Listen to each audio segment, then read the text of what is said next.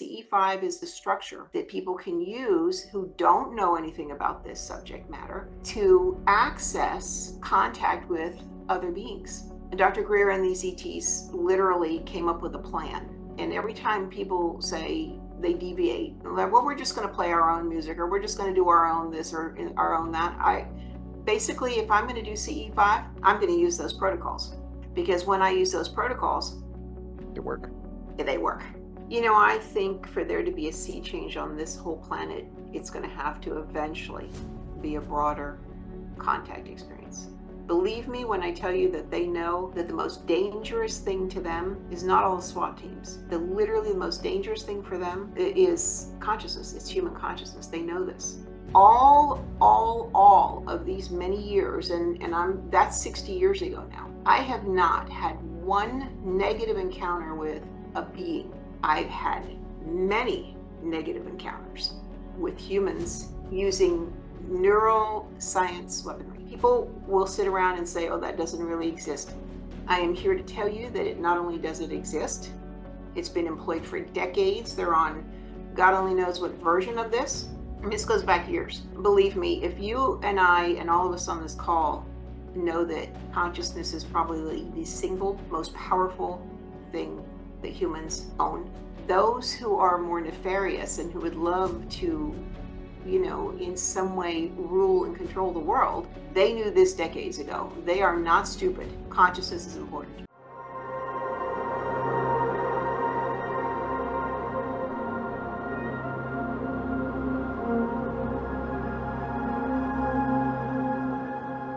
Welcome, everyone, to Cosmic Convergence, where we delve into the fascinating world of extraterrestrial intelligence, consciousness, and the mysteries of the universe. My name is John, and I'm joined by my co-hosts Daniel, Christian, and George. Today, we have the distinct pleasure to speak with the remarkable Patricia Pearsall, a key contributor to the Disclosure Project and the Center for the Study of Extraterrestrial Intelligence, also known as CSETI, led by the renowned ufologist Dr. Stephen Greer. Pat Pearsall is not just a name, but a beacon of light in the realm of consciousness and mindfulness. She specializes in the transformative power of meditation, emphasizing the importance of monitoring one's thoughts and raising personal vibrations. Her work is rooted in the belief that through love and heightened consciousness, we can not only better ourselves and humanity, but also establish contact with extraterrestrial and non-human intelligences. Pat's contributions to the field extend beyond theory. She actively participates in CE5 events where groups of individuals attempt to initiate contact with extraterrestrials through collective thought and meditation. She is also an integral part of the Ambassador Program, furthering Dr. Stephen Greer's mission to uncover the truth and bring about further understanding about the UAP NHI phenomena. Join us as we explore Pat's journey, her insights, and her contributions to understanding the unknown. Stay tuned for an enlightening conversation that promises to challenge your perceptions and expand your consciousness. Thank you, Pat, for joining us today. It's a distinct honor to have you with us. Thank you, and thank you for inviting me. Undoubtedly, Dr. Stephen Greer has been instrumental in advancing our understanding of consciousness and extraterrestrial intelligence. Could you share with us the story of how you came to meet and work with Dr. Greer? Was it a chance encounter and an event he was hosting, or through connections with friends or family or anything like that?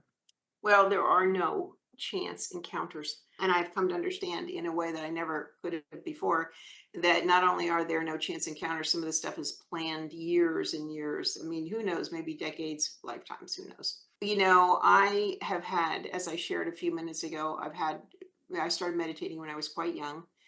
And, so that part of my life up until about 7 years ago was really exploring the spiritual world, right? And really beginning just the journey of understanding what consciousness was and how it worked. And I didn't even at that point even really understand what the world was or what energy was at all. I watched Unacknowledged one night, and there's so many people who came to this through that movie. I mean, I've said to Steve, that movie is so powerful. It's like been this little door that opens and people have gone through and into this massive world of extraterrestrials, UFOs, other dimensions, other worlds, right? Other civilizations. So I watched Unacknowledged, and I remember sitting there watching this thing. The movie was over, the documentary was over, and I sat there looking at this, and I thought, I don't know who this guy is. I have no idea who he is, but I'll tell you what, I need to go on one of those things right now. And so Mhm. I literally jumped up, went over to the computer, and I, typed out this thing, hey, when are you guys going to have another event? And even when I brought up Unacknowledged, I remember looking at the picture of him thinking, he looks vaguely familiar. I think I've seen this guy somewhere before, but I really didn't have any idea at all who he was. I didn't have any idea about this subject matter, right? So I got an email back saying, well, the one that we're having is already completely full, but if there's another one, we'll send you an email. But I will tell you, the minute the email comes, you need to jump up and join immediately, because within 45 minutes, those things are full. And they are right there. So I remember going back to work, and this email came in, and I leaped up and I ran in there. And actually, it was in Texas where I was living at the time. And I thought, wow, this is very propitious, right? It's going to be here in Texas. And I signed up, and that was the beginning of the story. I went to that, and first I signed up, and then I thought, what in the world am I doing? I am signing up to go on something with 30 people I've never met, talking about ETs. Oh, this is nuts. What am I even thinking about? This is crazy. But I thought, there must be a reason why I'm doing this, right? So I thought, okay, I'm going to just leave everything at the door about what I might think about this, or any fear that I might have about, oh my God, I mean, there were 30 people. Some of them might actually be like crazy people thinking about this stuff. And I thought, okay, I'm just going to go. And I thought I'm just going to go with an open heart and an open mind. And I'm going to consider that these are 30 potential friends. And that is the way that I went to the first CE5. And the things that happened on that first thing were so mind blowing that when I got back from that, and I'm happy to share with you some of the experiences I've had with Dr. Greer, but when I got back from that, I remember walking down the hallway into the kitchen of my house, and this voice comes out of literally nowhere. And it says, your life is about to change for forever. And I remember stopping it and like, oh man, wait a minute. Is this like a good thing, or is this like a bad thing? And it was like, no, this is a good thing. But yeah, it was the beginning of a journey. And it's one that I could have never anticipated. It's incredible, really, quite frankly. All of you know Dr. Greer, you know of him, you've probably watched lots of stuff with him. I mean, I think we can all agree that he's very opinionated. That might be the understatement of the universe. Yeah, and Yeah. so I saw that on the first CE5 with them. I'm thinking, wow, this guy's challenging it in certain ways. But I honestly think also that all of those years leading up to this, since then I was really from 12 or 13 years old, right? All of those years that I spent, and I didn't spend all of my time delving into consciousness and all these different aspects of consciousness, right? You go for years where you'll delve into something, and then you get tied up with life, and you kind of walk away from it, and then, but I will tell you that you always circle back around it, always. If you begin a meditation practice, I don't care how many years you step away, you will come back. That is the nature of that, right? And so I think that all of those decades really of um, searching, kind of searching through all of that information was all helpful, and I think it was all part of the plan. Went through one time on I think it was Amazon or one of those, all these books on different phenomena, and I realized I had read, I mean, almost all of them. I thought, holy cow, I've really read a lot of these things. And so I came to this also with an understanding, and also with a skepticism. I tend to be like Greer. I'm a big skeptic, really. I really am. And I think healthy skepticism is important, because not everything that you hear is going to be based and rooted in fact. Pat, when I listen to your formative experience with meditation, it seems as though when I reflect on these experiences that you've had when you were younger, it appears as though there was some kind of scaffolding or Oh some yeah. kind of manifested predetermination that you were realizing at the time, and now it's sort of kind of come full circle with everything that you're doing with Dr. Greer's disclosure movement. And it's quite amazing to me. And I'd like to ask you this really simple question. It's multifaceted.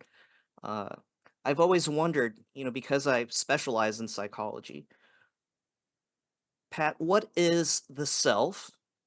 What is it that does the observation?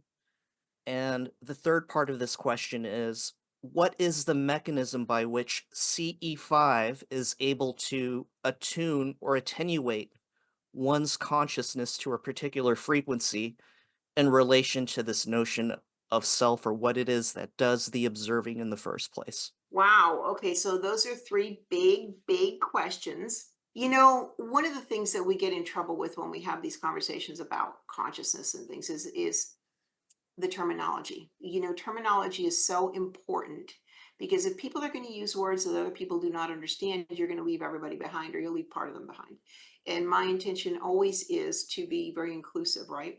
And so I prefer to kind of say, okay, first let's agree on a terminology. So you're saying, what is the self? Um, what I would see as the self and what someone else might see as the self could be very different. It's about what is the terminology. What does that word self mean, right? To me, it is you are a kind of, there's a consciousness which is the beginning. That is the, since everything to me in this world is cause and effect, that is the cause. And it is the cause of every thought. It is the cause of everything you do. It is the cause of the way your life goes. So self to me would be basically that original consciousness that I am. How does CE5 impact that? Well, I think CE5 is almost like, again, I love that word that you like, scaffolding. That's kind of what it is, right? CE5 is a way that people, it's a structure that people can use who don't know anything about this subject matter to access contact with other beings. That's what CE5 to me is. And since that access is through the channels of consciousness, it's kind of a structure for consciousness communication. And Dr. Greer and these ETs literally came up with a plan. And every time people say they deviate, like, well, we're just going to play our own music, or we're just going to do our own this or our own that. I basically, if I'm going to do CE5, I'm going to use those protocols, because when I use those protocols, To work. they work. And I will tell you that I have spent a lot of time sitting out in my backyard, even in Houston, meditating, doing CE5, kind of going out to make contact. And I would just go out and I sit out there and I meditate. And I would clear my thoughts and do all the little things that I do. But I didn't do all of the protocols. I wouldn't play the tones, and I didn't have my laser with me, and I wasn't, blah, blah, blah.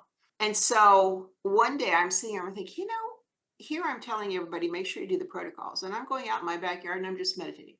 Now, can you make contact with meditating? Oh, absolutely. Yes. Can you make contact without doing CE5? Absolutely. People do it every day. Do you have to have any of that stuff? No, you don't. But I thought, I'm going to go out there tonight and I'm going to get my magnetometer, which I have two, and I'm going to get my laser and I'm going to play the tones. I'm going to do all of the steps, right? And I did. And I'm sitting there and I have one magnetometer on one knee and one magnetometer on the other knee, because I don't like them on the ground, because you know their energy is everywhere, right? Yes. So I try to be very careful about where I put these things. So I'm sitting there and I am meditating and I'm thinking, well, I'm doing all the protocols. And all of a sudden one of the magnetometers goes off. Only one, not both. And I'm thinking, look at that. One has gone off. I'm wondering if this is actual, if we're having somebody here. And immediately this voice comes out and said, that was for you. Basically saying, we're just giving you a heads up that yes, we see that you're doing the protocols, and yet that's how it works. So, I mean, it was yet another reminder that it's not a bad idea to use these CE5 protocols. So, CE5 impacting consciousness, CE5 to me is it's a city. CE5 is the way you use consciousness to access communication with, dimensional beings or other life forms. So to me, self is consciousness. CE5 is a structure for consciousness. To me, consciousness is everything. And basically, what is consciousness? Consciousness is energy, and everything is energy. And I think one of the problems on this planet is that people do not understand what reality here is. Now, other people have an opinion on this, but mine is based in kind of the information that I have been, well, we use the word downloaded, right? And that's what it is. Basically, there's really no other way to say it. It's an insight or a knowing that you get that you didn't have before. People say, how do you know that you're getting information? Well, if it's something you didn't know before and now you know it, guess what? You didn't just make that up. Right? That came from somewhere, right? Came from somewhere. That's right. Because some people don't really understand that. And it is true. I've talked to some of these people and I explain, well, everything is energy and it's coming from somewhere and it's a consistent energy, right? And it's just like, well, you have your brain, you have your heart, right? But what's telling your heart to pump blood? They'll say, oh, it's the brain, but what's keeping your brain alive to do its job to tell the heart to do that? The energy is coming from somewhere, Mm-hmm. and one of the questions that I had for you is just that context with people and abductees and uh, seems to be increasing, and it seems to coincide with this rise in consciousness. There's a lot more people talking about their near-death experiences, people talking about spirits or capturing them on camera and things like that. And it seems as this rise in consciousness seems to occur, we're having more visitations or sightings, and it's becoming more prominent. Um, the beings seem at least to be more bold in like communication. Why do you think that is, or what do you think is happening? Okay, so here is where I diverge from a lot of what is out there in the CE5 community, right? Okay, so I think that there's a great deal of this that is human driven. I'm sorry, but I really do. Um, People are having a lot of experiences, and some of them are actual, I believe, interactions with other life forms and in dimensional beings, whether they're ET or celestial or other, right? It could be, your aunt, or it could be just some person who's on the other side who notices your frequency, because we are like little beacons, right? And the brighter your Mhm. beacon is, the more visible you're going to be. Um, but believe me when I tell you that the human element and their ability to be a part of this scenario is huge. And so we have to be very, very careful when we talk about, oh, it's this or it's that. Don't leave out the fact that it often and many times is human driven. It could be that it's not that they're appearing, but that they were always there and we're now coming into the ability to notice. This is one of the reasons why when we talk about raising your frequency, raising your consciousness, and I use frequency a lot because everything is frequency. Literally everything is frequency, right? One of the benefits of raising your frequency is that you then become resonant with higher frequencies.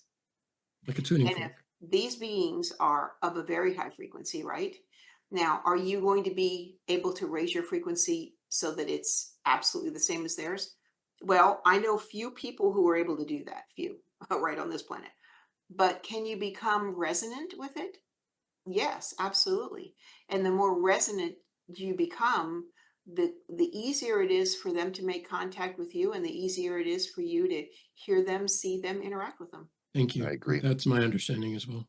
Definitely one of the huge benefits of meditating and doing the work that is required to raise your frequency. The problem is that most people don't want to. do the work, and it is work.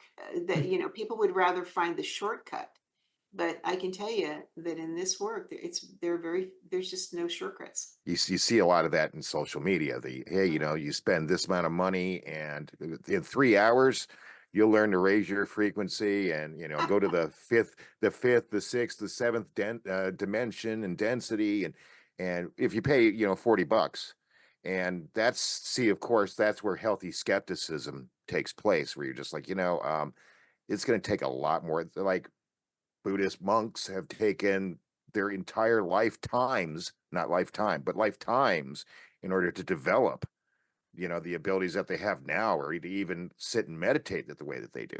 So you're not going to get that instant gratification. And that's because of the way our society has been formed, to where everything has to be here and now.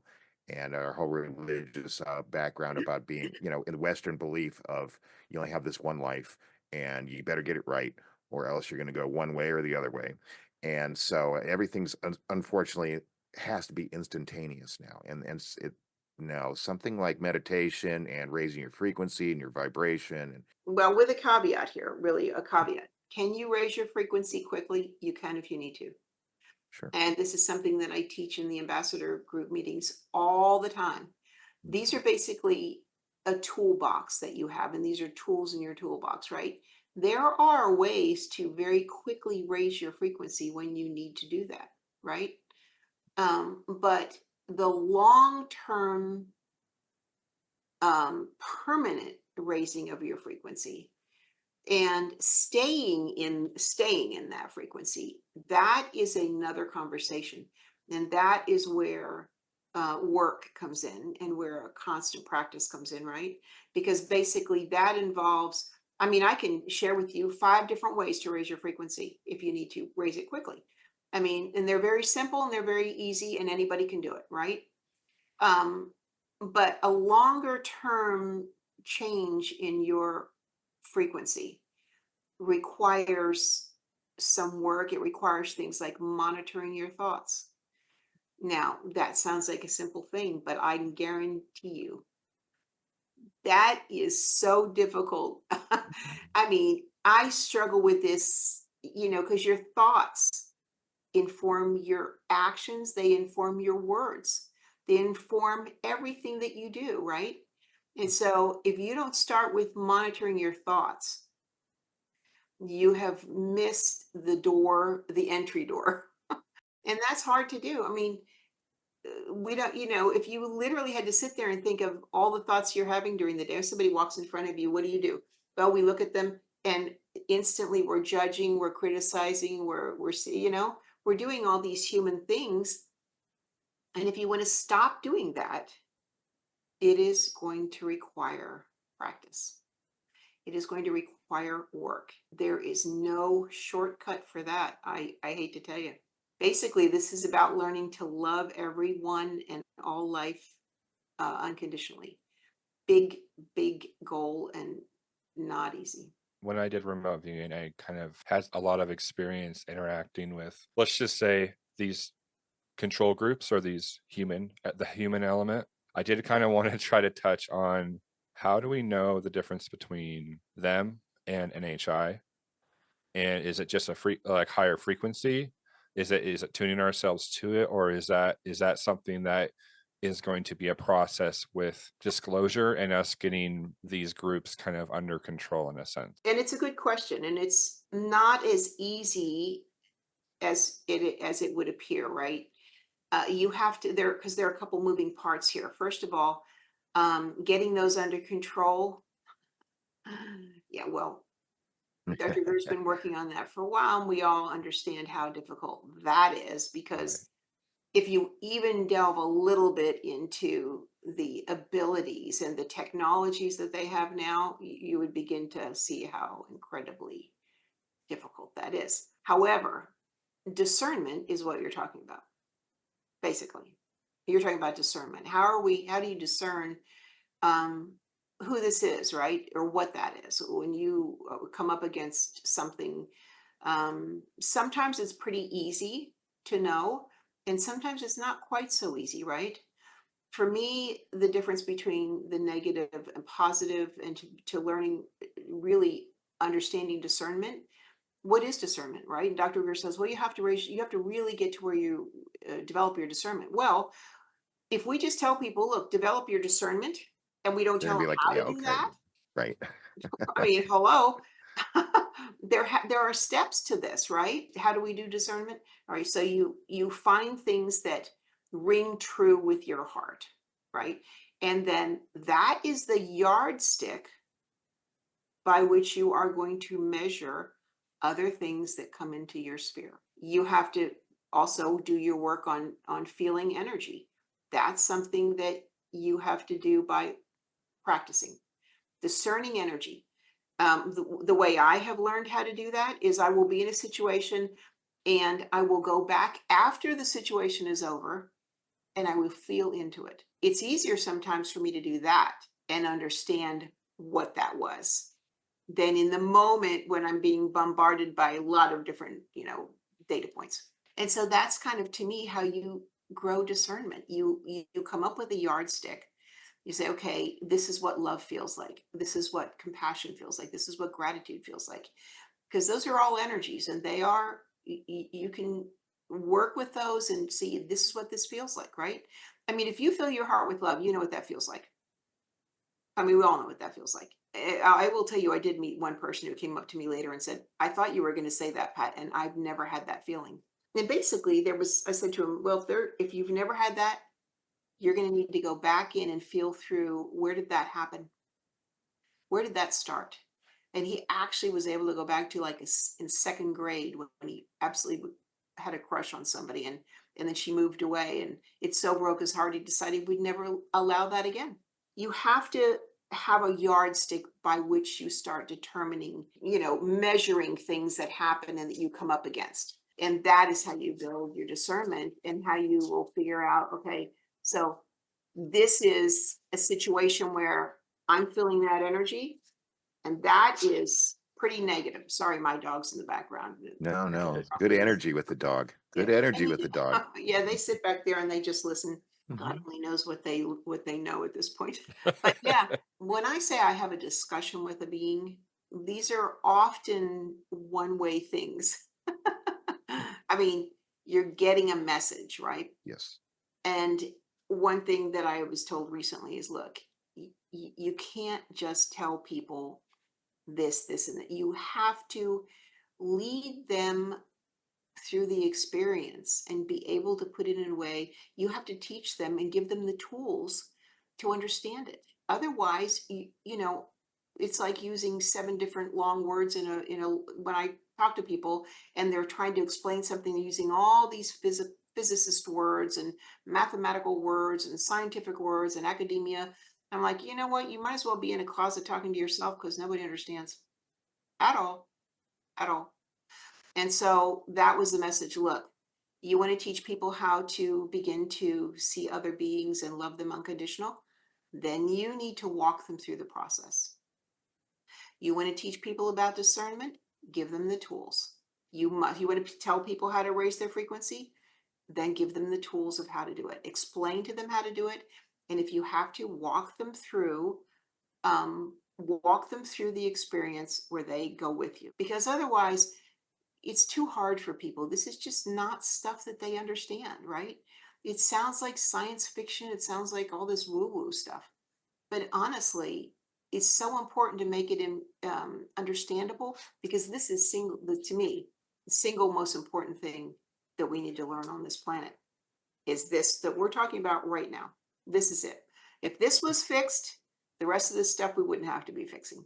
When I had my initial experience, my initial breakthrough, I saw behind the veil this past summer of 2023, and I wasn't necessarily prepared for what I would experience. And the first couple of days and subsequent weeks were very Mhm. difficult. And, I'm always fond of saying that that term ontological shock is not just some catchy buzzword, but it's a very real existential dark night of the soul. And when I started encountering these beings without even meditating, the universe is is such, and it's so odd that somehow we got in touch and you walked me through the experiences that I was going through. And for the audience out there, Pat is the moderator over at the CE5 Discord server for Dr. Greer, and she's walked me through over the phone for hours with my experience and, how to communicate with these things, and she's given me a framework by which to understand how my internal emotional experience or my frequency is inherently linked with how these beings communicate. And Pat, I have to ask you this, and we've went over this before, but when it comes to encountering various types of beings and NHI, can you talk a little bit about how they typically manifest for the observer, and who is summoning who in that regard? And what are some things that a new practitioner of CE5 should keep in mind when interacting with the phenomena? There are so many different types of entities. Somebody said, well, how many different entities and things are there that we might encounter? Well, I don't know. Like Dr. Greer said, I don't know how many numbers are there between 0 and 1. Infinite, right? People really want to say, okay, it's deceased people, or it's or it's an ET being, or it's a celestial being, or there are so many possibilities that it would be hard to separate them all. It would be hard to come up with a list, right? So there are all kinds of manifestations. There are ET beings and all kinds of beings that you can see physically. You can interact through consciousness. And when I say physically, that can be tons of different things, right? It can be a feeling, it can be a physical sensation, you can see them visibly. And then in the consciousness realm, there's all kinds of contact that can occur, all kinds. So obviously there's astral, you can be involved with them astrally. You can just be involved with them through consciousness, through thought. And one of the things that I tell people is, look, the fear that we have about this has been informed by, an entire lifetime of media. Let me share with you a little conversation that I had with a being about 2 or 3 years ago, which was really quite stunning, I have to say. We were having a discussion about contact, and he said to me, you will have fear when you meet this particular being, this ET. And I said, no, I won't. He said, yes, you will. And I said, no, I won't. And he laughed and he said, the fact that you're arguing with me and that you are saying that you won't, you are actually building the reality that you won't. Okay. So we all have fear. And I said to him, look, if I go out my back door and it's night and I walk around the corner and there's a being standing there, and I don't care if it's an ET being or a human being or whatever, it's going to scare the crap out of me, right? Because I'm startled. It's the unknown. I'm, running into something I've never seen before. And that happens to people that you're asking about have an experience when they do CE5. They come up against something like, oh my gosh. I said, but if you tell me, hey, in 15 minutes, I want you to go outside and walk around the corner and there will be a being there that you're going to speak with. Hey, I'm perfectly fine with that. That I can do, right?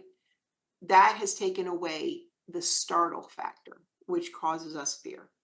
Whether I've seen a dozen ET scary movies or not, that is just a human thing that happens. It probably goes way back in our DNA, right? Do I think that visualization is important? I think that's, if you're going to do CE5, I think that visualizing some of these situations before they happen helps, because this kind of walks you through, okay, I'm sitting there, an orb pops out of nowhere or a being. How will I respond? Well, think about it, envision that, because your subconscious, as you know, Daniel, from doing remote viewing, look, when you're saying that, it's actually learning that. It's being there. It's experiencing that, right? So do some of that work ahead of time. I will tell you, I've had things happen that I think because I've thought about it ahead of time have caused me no fear. I've shared this with the ambassador group and I've shared it on different ones. I literally had 5 beings end up in my room in Joshua Tree one time. And I remember sitting there thinking like, oh my God, these are beings, holy cow. And I was not fearful even a little bit. Do you believe that love is interwoven throughout all of the what I like to call infinite creation? If so, could you elaborate on how this understanding influences your work and personal philosophy? And I think love is actually everything. The old Beatles song, "Love is all you need. All you need is Yes. love." I'm telling you, a conversation that I had in Joshua Tree one time. This was one of the times that I was literally taken out of body. Seriously, taken out of body. How do you know you've been taken out of body? You'll know when you come back in because it's like a 5,000 pounds coming back in, right? Hmm. That's what it feels like. And this conversation was about love and this message of love. And it said, look, that message, there was a reason that the Beatles became so important. Think about this. Seriously, think about this. That message that they put out, so many of their songs, you know, really went throughout the whole world. This is a way that other entities and other civilizations can make an impact on this planet is through media. Okay. And so it is the words of their songs. Think about all you need is love. I can't even think of all the different songs of the yesterday, all of those songs, right?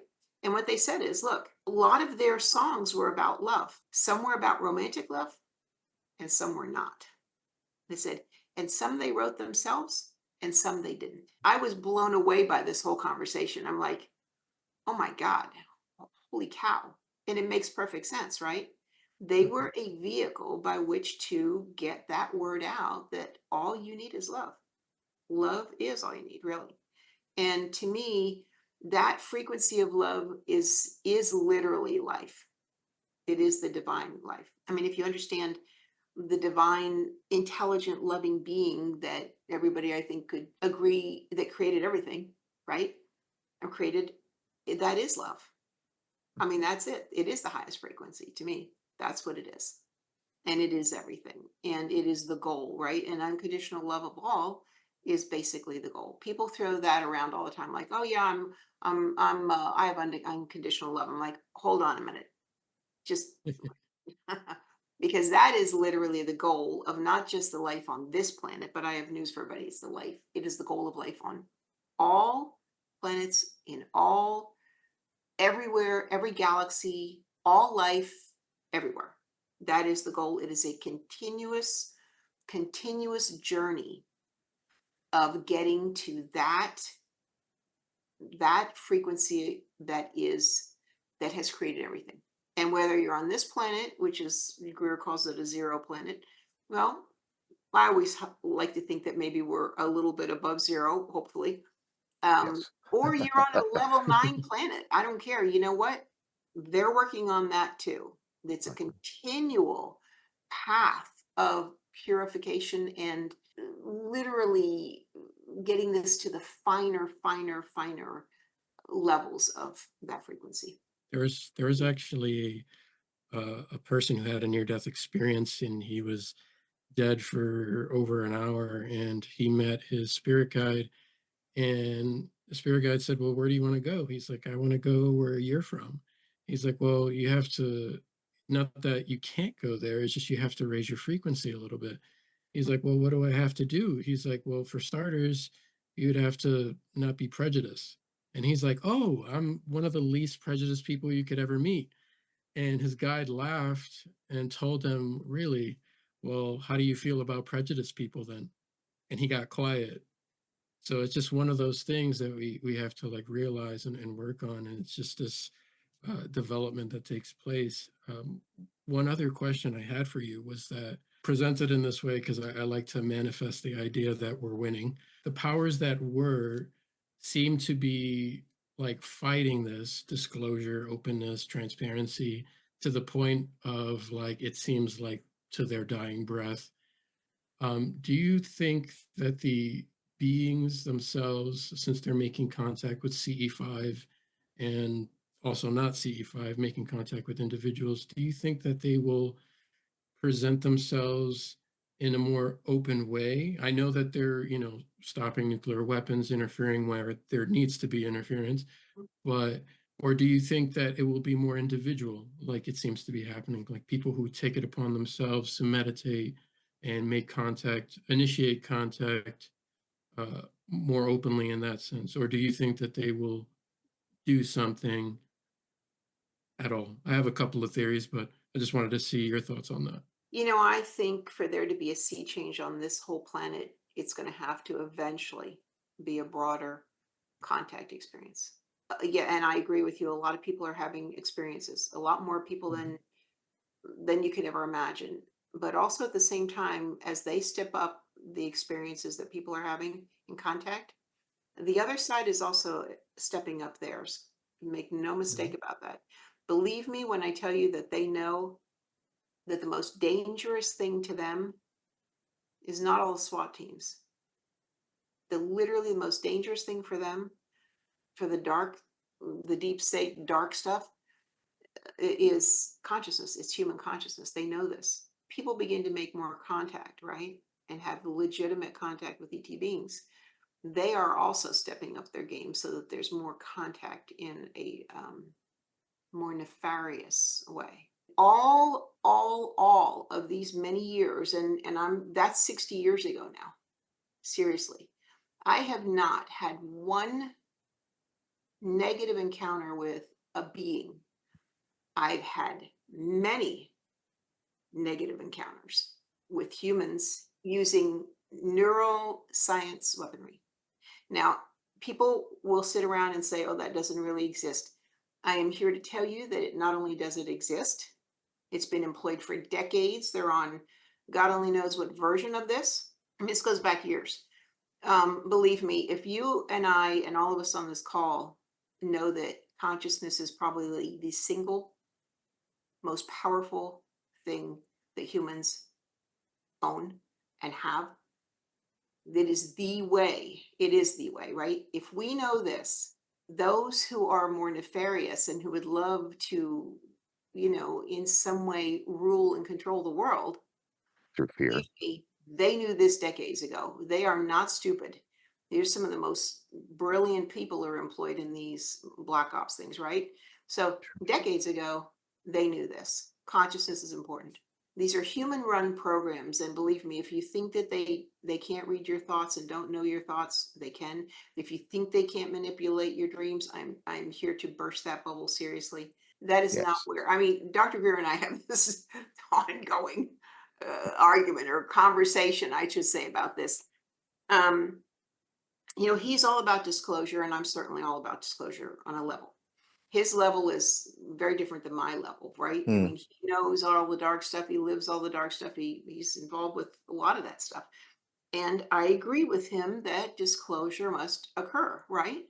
It is his dharma on this earth is to disclose. I mean, he's here to disclose this stuff, and he's here to try to lift this planet out of just being subjugated into these lower levels of consciousness, right? My focus, however, my dharma is not that. I try to stay as far away from, do I know a lot about it? Unfortunately, I do, just by being involved with this group. But my path is very different. My path is really basically consciousness. It is teaching people about consciousness. It's teaching people about what this actual world is. It's teaching about meditation. It is teaching about why are you here and what is the way through being here? What is a way to, because there's something way more important than just this one little lifetime we're having on this planet, right? One tiny part of your soul's development is this here. I want to go back to the simplicity of this, because really, life can get very, very complicated. And I mean, we get into these subjects and can get very complicated, right? And the terminology can get very complicated. But really, honestly, I cannot tell you I get this message over and over again. You got to keep it simple, Pat. People have to it has to be simple for people. Okay. And it is that simple. You got to fill your heart with love. That's it. It is no more complicated than that. And from that comes everything that's possible. I mean, everything. Literally, I will tell you, and I've shared this story on the ambassador group tons of times. I would read book after book after book on the different subjects of consciousness and this and that and basically all the different cities. And we can talk about cities if you want for a minute too. Every book that I read, it said, all you have to do is you can do this, this, and this can be possible. You just have to raise your frequency. And I would say, okay. And I'd get to the end of the book, and guess what? Nowhere did they tell you how to raise your frequency. And so I would say, okay, obviously it's the wrong book. I would buy another book. I would read the whole book. You just raise your frequency, raise your vibration, and all this is possible. Oh, guess what? No explanation of how to do that. And I will tell you, I would hate to tell you the number of books that I bought and the amount of money that I wasted looking for this, right? This elusive thing. And I finally sat in meditation. I remember the day I'm sitting in my living room and I'm sitting there and I'm thinking, you know what? I'm not going to be able to get this information. Obviously, one of two things is true. Either this is the most closely guarded secret in the universe, or these people have no idea how to raise their frequency. And I decided it was the latter. They just don't know. If they knew, they would put it in the book, right? It would be in at least one of those books that I read. And I'm sitting there in a meditation, I'm thinking about this. I'm like, oh my God, how am I going to find this? How am I going to find this answer to this? And this was one of the original, like the voice comes out of nowhere thing. And it said, fill your heart with love. Now I'm listening to this and I'm looking around the room like, where's this coming from? Okay. And fill your heart with love. I'm like, that's it. That's it. And I said, that's it. That's it, Pat. That's the message. Fill your heart with love. And I thought, all right, so how do you fill your heart with love? Well, you think of things that fill your heart with love. And I started thinking about all the things that I could think of that would fill my heart with love, right?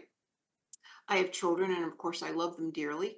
However, when I think of my children, there are other feelings in there besides that may be frustration or worry or anxiety or, whatever. But, the energy of the natural world, like animals, trees, I don't know, plants, the wildlife, the earth, the planet, right? You can think of those things. And of course, I have pets, as you can see in the background over here. And every time I would think of them and I would picture their faces and I would think of how loyal and beautiful their energy is and how much I love them, my heart would just literally fill with love. And I thought, oh, this is perfect. This is great. And literally, when I think of them, my heart does fill with love. Is that the only way? No. I can go outside into the natural world and be in the woods and look at these trees. By the way, those trees, they're a community of beings, by the way. Yeah, life forms. And, that fills my heart with love. There are other ways to raise your frequency, right? Laughter is an incredibly high frequency. Certain music can fill your heart with love, right? Not for me, classical music, but not only classical music, right? So there are ways to fill your heart with love. And basically, every single time I think that you fill your heart with love like that, you have raised your frequency on a cellular level. And I think it never quite goes back to where it was. So every time you do this practice and you can get to the point where I don't even have to really just think about my animals anymore. There is a signature to that energy. There's a signature to that frequency of love that you can get to the point where you can just introduce that frequency to yourself, that pattern to yourself, and you're there again. And you can, with practice of this, you can spend more time in that frequency than you do in other frequencies of just life.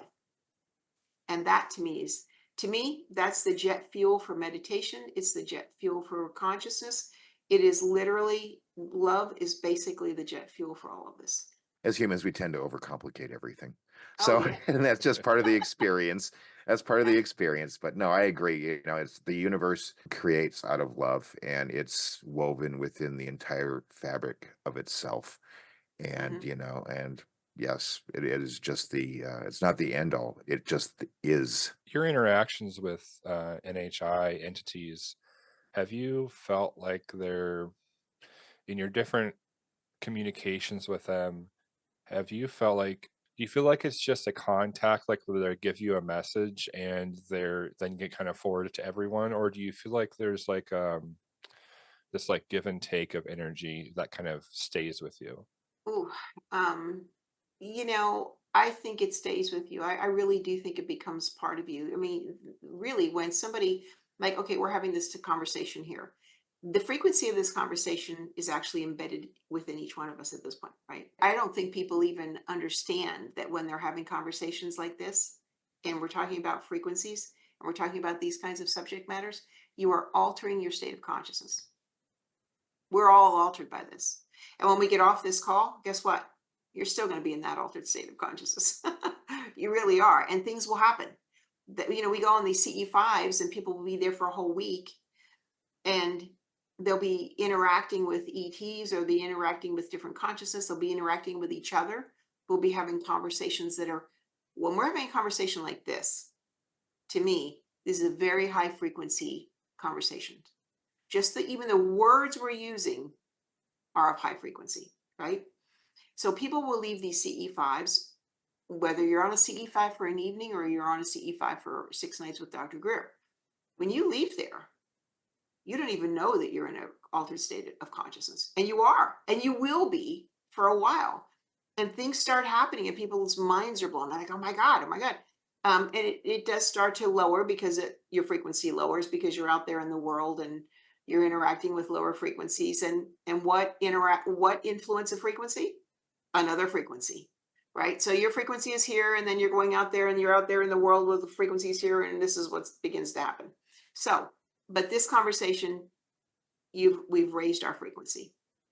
We're in an altered state. When we're conversing with an ET entity, or it doesn't even have to be an ET, it could be celestial. It could be a being that's just interdimensional, but a very high frequency. Your frequency is altered, and it will remain altered. And depending on the quality of it, I think it may not ever go back to where it was. Thank you. Why, to me, the work of monitoring your thoughts, because thoughts are a frequency. That work is so incredibly important. I can't tell you. And monitoring your thoughts is like, getting rid of and becoming aware of when you have a thought of judgment or criticism or sarcasm or gossip or backbiting or jealousy or any of those negative energies. Those are very low frequency, right? We all have them. Anybody who says that they don't have them is pretty much lying. So we all have them. And the key is the minute, it's like meditation. When you realize your mind has wandered, you bring it back. And with more practice of meditation, it happens quicker. Same thing with this. If you become aware of your thoughts, you will become aware of it more quickly. Where you're like, oh, wait a minute, that was judgment. Okay, delete that. And then have a feeling of love and kindness and acceptance. It's work, but it's worth it for sure.